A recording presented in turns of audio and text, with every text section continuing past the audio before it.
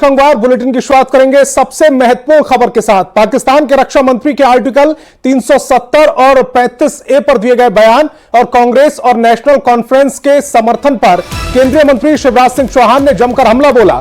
शिवराज सिंह चौहान ने कहा कि पाकिस्तान के रक्षा मंत्री के बयान से यह सिद्ध हो गया है कि पाकिस्तान, कांग्रेस और नेशनल कॉन्फ्रेंस सुरताल, इरादे और एजेंडा सब एक है। राहुल गांधी भी इसीलिए बार बार राष्ट्र विरोधी बयान देते रहते हैं, सर्जिकल स्ट्राइक और एयर स्ट्राइक के सबूत मांगते हैं और सेना के बारे में आपत्तिजनक बातें कहते हैं।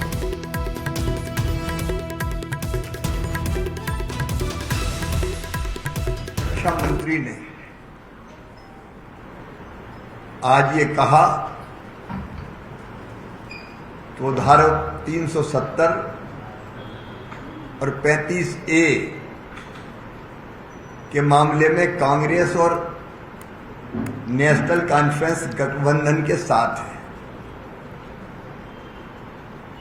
अब कांग्रेस और एनसी के गठबंधन को पाकिस्तान साथ दे रहा है और इससे ये स्पष्ट हो जाता है कि पाकिस्तान और कांग्रेस, उनका सुर भी एक है, उनकी ताल भी एक है, एक ही एजेंडा है उनका, एक ही विचार है उनका। और इसलिए पाकिस्तान कांग्रेस के साथ की बात कर रहा है, ओपनली कर रहा है, खुलेआम कर रहा है।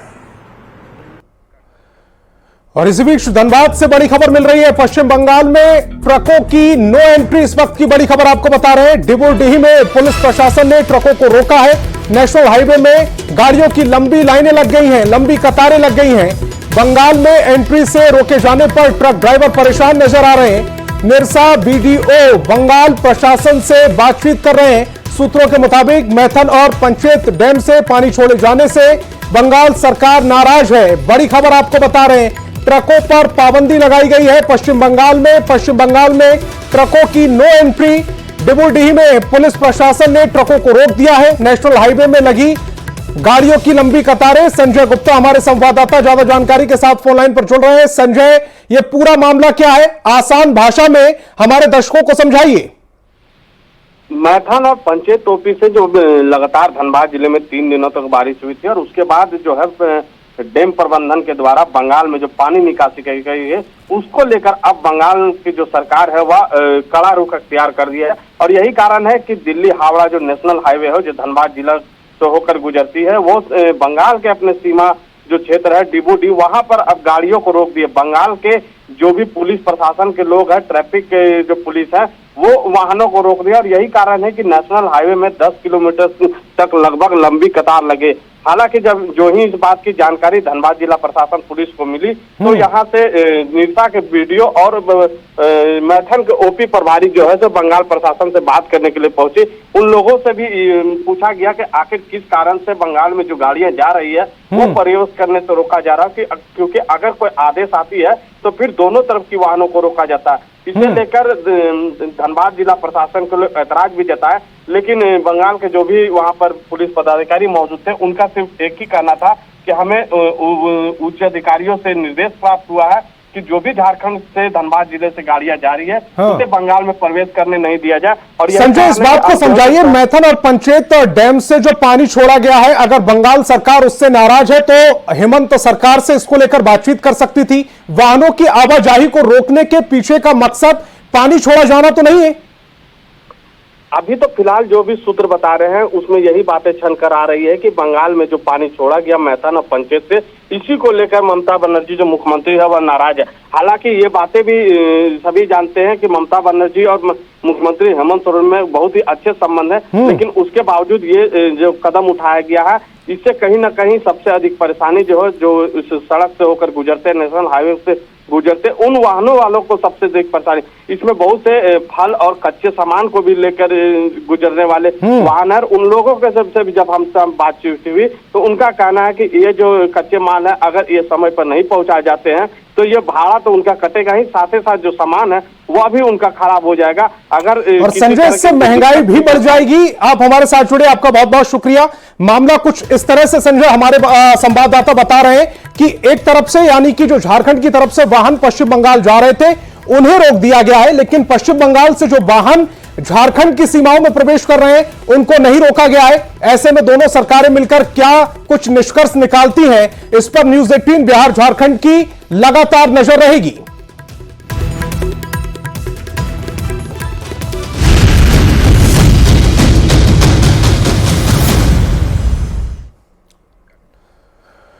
झारखंड बीजेपी के लिए कल का दिन बेहद खास है। बीजेपी के कई दिग्गजों का रांची में महाजुटान होने जा रहा है। बीजेपी की कल से परिवर्तन संकल्प यात्रा शुरू हो रही है, जिसको लेकर केंद्रीय गृह मंत्री अमित शाह समेत कई बड़े नेता झारखंड पहुंच रहे हैं। बीजेपी के चुनाव सह प्रभारी हेमंत बिस्वा शर्मा भी झारखंड पहुंच चुके हैं और परिवर्तन संकल्प यात्रा की तैयारियों का जायजा लिया। सबसे पहले हेमंत बिस्वा शर्मा गिरिडीह पहुंचे और गिरिडीह में अमित शाह के कार्यक्रम स्थल पर पहुंचकर तैयारियों का जायजा लिया। गिरिडीह के बाद हेमंत बिस्वा शर्मा साहिबगंज पहुंचे, जहां बीजेपी कार्यकर्ताओं ने उनका जोरदार स्वागत किया। हेमंत बिस्वा शर्मा ने कल होने वाली परिवर्तन यात्रा का शुभारंभ और पुलिस लाइन मैदान में गृह मंत्री अमित शाह के होने वाले कार्यक्रम स्थल का जायजा लिया। साहिबगंज के बाद हेमंत बिस्वा शर्मा देवघर पहुंचकर परिवर्तन यात्रा की व्यवस्था को देखा। इस दौरान हेमंत बिस्वा शर्मा ने झारखंड सरकार पर जमकर हमला बोला। 3 तस्वीरें फिलहाल आपकी टेलीविजन स्क्रीन पर है। परिवर्तन यात्रा का शुरुआत करेगा। मैं आज आके दोनों सभा का जायजा लिया, कार्यकर्ता का उत्साह मैंने अपने आंखों से देखा।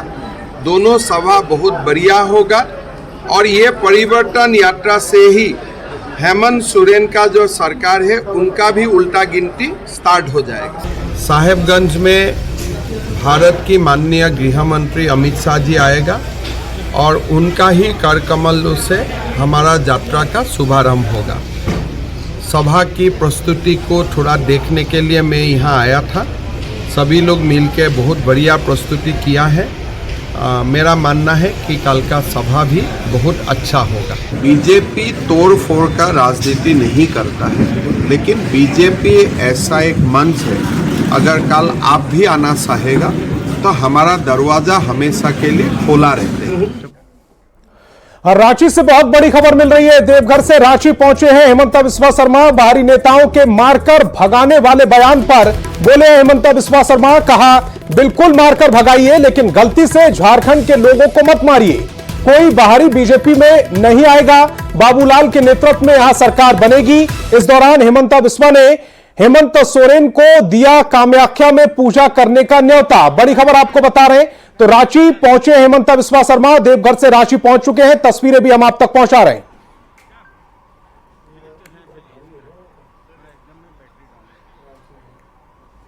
इसीलिए जो भी आइए आप मार के भगा दीजिए। किसलिए? परिवर्तन झारखंड का लोग लाने वाला है, लेकिन आप गलती से झारखंड का लोगों को मत मारिए। कि बीजेपी का ओर से कोई बाहरी नेता नहीं आएगा। बाबूलाल मरांडी जी का नेतृत्व में हमारा पार्टी, हमारा दल, हमारा कार्यकर्ता पूरा दम से हेमंत सोरेन जी का पार्टी का खिलाफ लड़ेगा। राष्ट्रपति द्रौपदी मुर्मू रांची पहुंच चुकी हैं, जहां एयरपोर्ट पर उनका भव्य स्वागत हुआ। राज्यपाल और मुख्यमंत्री ने राष्ट्रपति द्रौपदी मुर्मू का स्वागत किया। शिवराज सिंह चौहान ने भी रांची एयरपोर्ट पर ही राष्ट्रपति से मुलाकात की, जिसकी एक्सक्लूसिव तस्वीरें हम आप तक पहुंचा रहे हैं। इस मुलाकात के बाद राष्ट्रपति का काफिला राजभवन के लिए रवाना हो गया। आपको बता दें कि राष्ट्रपति का ये 2 दिन का दौरा है। राष्ट्रपति कल नामकुम स्थित ICAR NISA के शताब्दी समारोह में शामिल होंगी।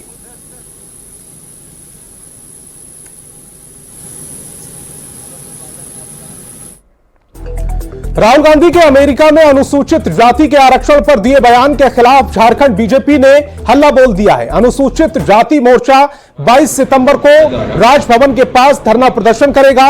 इस धरने की अगुवाई सिमरिया के विधायक किशुन दास करेंगे। इसके अलावा 24 सितंबर को झारखंड के सभी जिलों में 1 दिवसीय धरना प्रदर्शन करेगा।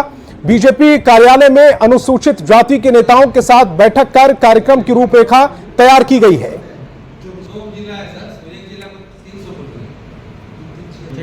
राजभवन के समक्ष उनके वक्तव्य के खिलाफ 1 दिवसीय धरना देंगे और 22 तारीख को ही 4 बजे प्रेस कॉन्फ्रेंस करेंगे और 24 तारीख को प्रत्येक जिला मुख्यालय में धरना के माध्यम से उनके वक्तव्यों पर कड़ी आपत्ति जताने का काम। और जमशेदपुर में जिला समिति की बैठक हुई। बैठक में पार्टी के केंद्रीय महासचिव विनोद पांडे, मंत्री रामदास सोरेन, मंगल कालिंदी और समीर मोहंती समेत पार्टी के कई नेताओं के साथ बड़ी संख्या में कार्यकर्ता शामिल हुए। बैठक में आगामी विधानसभा चुनाव को लेकर कार्यकर्ताओं को एकजुट होकर संगठन को और मजबूत करने के लिए दिशा निर्देश दिए गए। इस दौरान विनोद पांडे ने जीत का दावा करते हुए कहा कि चुनाव का नतीजा जेएमएम गठबंधन के पक्ष में आएगा। आप लोगों को विधायक महोदय कर रही है ना, जिस तरह से पार्टियों को तोड़ना, पार्टी के नेताओं को तोड़ना, परिवार को तोड़ना जनता देगी। आप विधानसभा का चुनाव का इंतजार कीजिए, बहुत जल्द उनको जवाब मिल जाएगा कि आपने जो कृत्य किया है उस कृत्य का परिणाम क्या होने वाला है। अब प्रधानमंत्री मोदी के जन्मदिन को बीजेपी सेवा पखवाड़ा के तौर पर मना रही है। इसको लेकर बीजेपी युवा मोर्चा जिला कमेटी की तरफ से आज रेड क्रॉस ब्लड बैंक में ब्लड डोनेशन कैंप लगाया गया। मौके पर युवा मोर्चा के नेताओं और कार्यकर्ताओं ने रक्तदान किया। बीजेपी बोकारो जिला युवा मोर्चा के अध्यक्ष विनोद कुमार ने कहा कि युवा देश के प्रधानमंत्री के हर उस फैसले के साथ है जो वह देश को मजबूत करने के लिए लगातार ले रहे हैं। मोदी जी को आभार धन्यवाद कर रही है कि हमारे सब युवा बोकारो नहीं पूरे झारखंड में पूरे भारत के युवा आपके साथ हैं और जिस तरह से अब भारत के विकास की ओर लगे हैं, हम लोग अपना खून, अपना साहस, अपना जितना क्षमता होगा हम सभी युवा आपके साथ हैं। ब्लड डोनेशन का कार्यक्रम बोकारो जिला में रखा गया है, उसी के तहत हम लोग आज एक कार्यक्रम में आए हुए हैं और पूरे पखवाड़ा अभी 5 दिन का चलेगा, जिसमें सभी भाजपा के लोग सभी जगह जाके फल वितरण करना, आपके और जो भी कार्यक्रम हो वो कार्यक्रम करेंगे। और लोहरदगा के जेएमएम जिला कार्यालय में बड़ी संख्या में कांग्रेस युवा मोर्चा और एनएसयूआई छात्र संघ के लोगों ने जेएमएम का दामन थामा। जिला अध्यक्ष मोजाजमिल अहमद ने कांग्रेस के करीब 200 कार्यकर्ताओं का पार्टी में स्वागत किया। जेएमएम में शामिल हुए कांग्रेस कार्यकर्ताओं ने कहा कि कांग्रेस में रहकर वो अच्छे तरीके से काम नहीं कर पा रहे थे।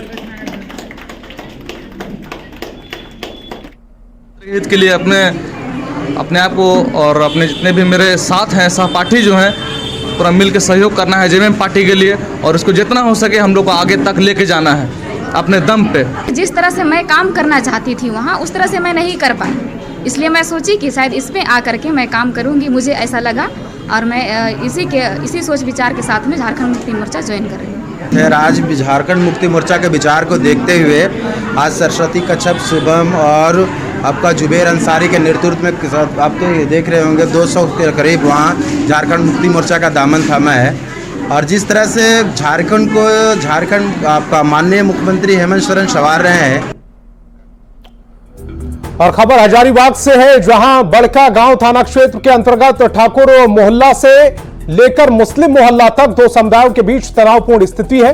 पुलिस प्रशासन अलर्ट पर है, पूरा इलाका पुलिस छावनी में तब्दील हो चुका है। प्रशासन ने ड्रोन कैमरे की मदद ले रखी है। मोर्चा को खुद हजारीबाग पुलिस अधीक्षक अरविंद कुमार सिंह और एसी संतोष सिंह बड़का गांव ने संभाल रखा है। हजारीबाग के बीजेपी सांसद मनीष जायसवाल और धार्मिक संगठन, राजनीतिक संगठन के कार्यकर्ता भी घटना को लेकर आक्रोशित नजर आ रहे हैं। जानकारी के मुताबिक बीती रात 2 समुदायों के बीच हिंसक झड़प हो गई। मूर्ति विसर्जन को लेकर देर रात हुई इस झड़प में दोनों पक्ष से 10 से ज्यादा लोग घायल हो गए। सूचना मिलते ही मौके पर पहुंची पुलिस ने सभी घायलों को अस्पताल में भर्ती कराया। मौके पर पुलिस की टीम तैनात है। फिलहाल हालात सामान्य है। पत्थर कर दिया, इतना ये लोग का मन बढ़ा हुआ है। तो 2 तस्वीरें इस समय आपकी टेलीविजन स्क्रीन पर हैं। पहली तस्वीर में जब 2 समुदायों के बीच में झड़प हुई है उस दौरान की तस्वीर है। सड़क पर रोड़ा यानी कि पत्थर नजर आ रहे हैं, ईंट नजर आ रही है जो कि पथराव के दौरान फेंकी गई है एक दूसरे पर। लाठी डंडे भी नजर आ रहे हैं। दूसरी तस्वीर में यही जो पूरा मामला है वो पुलिस प्रशासन की देखरेख में नजर आ रहा है। पुलिस वहां पर पहुंची है, लोगों को समझाने का प्रयास किया जा रहा है, स्थिति को कंट्रोल कर लिया गया है। स्कूल से आदमी वहाँ पे था, कम से कम तकरीबन 20 से 22 जो भी आदमी होगा, वहाँ से भी पथराव हुआ स्कूल के ऊपर से। हम लोग दो माला स्कूल है, उसके ऊपर से भी पथराव हुआ। हम लोग नीचे थे, हम लोग के पास कुछ नहीं था, ना डंडा ना हथियार, कोई इस तरह कोई ढेला पत्थर नहीं था। जुलूस लेके जा रहे थे नाचते उठते, उर्दू स्कूल के पास उन लोग पत्थर रखा था स्कूल के अंदर ऊपर में छत पे। हम लोग का जैसे जुलूस प्रशासन जैसे जुलूस आगे बढ़ी, ऊपर से पत्थर मारना चालू कर दिया। पुलिस और प्रशासन यहाँ पर सरकार के दबाव में काम कर रही है, जो कि गलत है। पुलिस को निष्पक्ष होकर के इस मामले में जो है गिरफ्तारी करना चाहिए। विश्वकर्मा पूजा के विसर्जन को लेकर कुछ दोनों समुदाय में कुछ इश्यूज हुए थे, तो अभी स्थिति नियंत्रण में है। हमारे पदाधिकारी और पुलिस के पदाधिकारी, हमारे अन्य सभी पदाधिकारी वहाँ उपस्थित हैं और हम लोग स्थिति नियंत्रण में हम लोग उसे देख रहे हैं। और तो तस्वीरें इस समय पूरे विवाद की आपकी टेलीविजन स्क्रीन पर है। इन तस्वीरों में दोनों ही समुदाय के लोगों के हाथों में लाठी डंडे नजर आ रहे हैं और वो सड़क भी हम आपको दिखा रहे हैं जिस पर पथराव किया गया है। उस सड़क पर पत्थर और ईंट पड़ी हुई नजर आ रही है। अंदाजा लगाया जा सकता है कि जब दोनों ही समुदायों में भिड़ंत हुई होगी तो किस कदर पथराव हुआ होगा। हालांकि पुलिस ने अब मोर्चा संभालते हुए पूरे इलाके को छावनी में तब्दील कर दिया है। लोगों को समझाया गया है और 10 से ज्यादा लोगों को अस्पताल में भर्ती कराया गया है जो इस पूरे पथराव में घायल हुए थे। और इसी बीच पटना से बहुत बड़ी खबर मिल रही है। ईडी सूत्रों के हवाले से बहुत बड़ी खबर। आईएएस संजीव हंस से जुड़ी इस वक्त की बड़ी खबर आपकी टेलीविजन स्क्रीन पर। संजीव ने मोहाली और कसौली में बेनामी संपत्ति खरीदी है। पंजाब के मोहाली में जमीन का बड़ा प्लॉट खरीदा। मोहाली और कसौली में 4 आलीशान विला। पंचकुला में तकरीबन 92.5 लाख में संपत्ति खरीदी। 2020 में कमलकांत गुप्ता के नाम पर यह संपत्ति खरीदी गई है। संजीव हंस की पत्नी ने राशि के भुगतान किया था। तो पटना से इस वक्त की बड़ी खबर आपको बता रहे हैं। आईएएस संजीव हंस से जुड़ी इस वक्त की एक और बड़ी खबर, एक और सनसनीखेज खुलासा। संजीव की मोहाली में बेनामी संपत्ति का खुलासा हुआ है। अमित हमारे संवाददाता ज्यादा जानकारी के साथ फोन लाइन पर जुड़ रहे हैं। अमित, जैसे जैसे मामला बढ़ता जा रहा है, ईडी शिकंजा कसती जा रही है, खुलासे चौंकाने वाले हो रहे हैं। पंचकुला में 92.5 लाख की संपत्ति का खुलासा हुआ है। देखिए, निश्चित तौर पे ईडी की जांच में ये तमाम बातें है वो सामने आई है। ईडी के अधिकारी उनसे जो जानकारी मिली है उसमें ये बड़ी बातें सामने आई है कि लगभग 95 करोड़ का जो है वो अवैध कुछ संपत्ति का मामला सामने आया है। और जिसमें सबसे बड़ी बात है कि संजीव हंस ने मोहाली और कसौली में ये कई बेनामी संपत्ति बना रखी है, जिसमें पंजाब के मोहाली में जमीन का एक बड़ा प्लॉट इन्होंने खरीद रखा है और हिमाचल के कसौली में 4 आलीशान विला खरीद रखा है संजीव हंस ने। और ये जो विला है इसमें 2 इन्होंने अपने साले और पिता के नाम पर ले रखा है और अन्य 2 के नाम पर ले रखा है। इसका खुलासा तब हुआ जब इस पूरे मामले की जांच ईडी कर रही थी और ईडी के अनुसंधान में ये बातें पुष्ट हुई कि संजीव हंस ने जो है वो कसौली में अकुत संपत्ति, हिमाचल का जो कसौली है वहाँ पे अकुत संपत्ति उन्होंने अर्जित की है और उसी के तहत ये विला जो है 4 विला इन्होंने अपने नाम खरीदा है, जिसमें से जो पेमेंट है वो इनकी पत्नी ने अपने अकाउंट के जरिए किया था। और जब पटना स्थित इनके जो आवास थे जहाँ पर ईडी की टीम छुपाई करने गई थी, तो इस बात की जो दस्तावेज हैं वो बरामद हुए थे और उसका सत्यापन किया गया और सत्यापन में इस बात पे पुष्टि हुई कि संजीव हंस ने जो है हिमाचल के कसौली में 4 आलीशान विला जो है वो खरीद रखा है। और बताते ये भी चल रहा है कि मोहाली के आईटी सिटी के सेक्टर 101A में 500 वर्ग यार्ड क्षेत्रफल का एक व्यावसायिक प्लॉट भी संजीव हंस ने खरीदा है जो बेनामी बताई जा रही है। इसके अलावा अगर हम बात करें तो और भी कई अकुत संपत्ति जो है वो इन्होंने अर्जित किया है। और ईडी के अनुसंधान में ये बात है कि इनकी पत्नी हरगोविंदी कौर ने चेक के माध्यम से 92.50 लाख रुपया और 10 लाख रुपए 24 अगस्त को जो है जितेंद्र कुमार सिंगारी के खाते में जमा कराया था और ये पैसे जो है वो इसी विला के खरीदारी करने के लेकर के जमा कराए गए थे। तो जाहिर सी बात है कि संजीव हंस जो है वो भ्रष्टाचार के कह सकते हैं कि नदी में नहीं समुद्र में तैर रहे थे और अकुत संपत्ति जो है वो उन्होंने बनाई, अपने रिश्तेदारों के नाम बनाए, अपने दोस्तों के नाम बनाए। वाकई अमित, जैसे जैसे खुलासे हो रहे हैं ये चौंकाने वाले खुलासे कहीं ना कहीं उनकी मुश्किल भी बढ़ा रहे हैं। आप हमारे साथ जुड़े, आपका बहुत बहुत शुक्रिया। तो इस बुलेटिन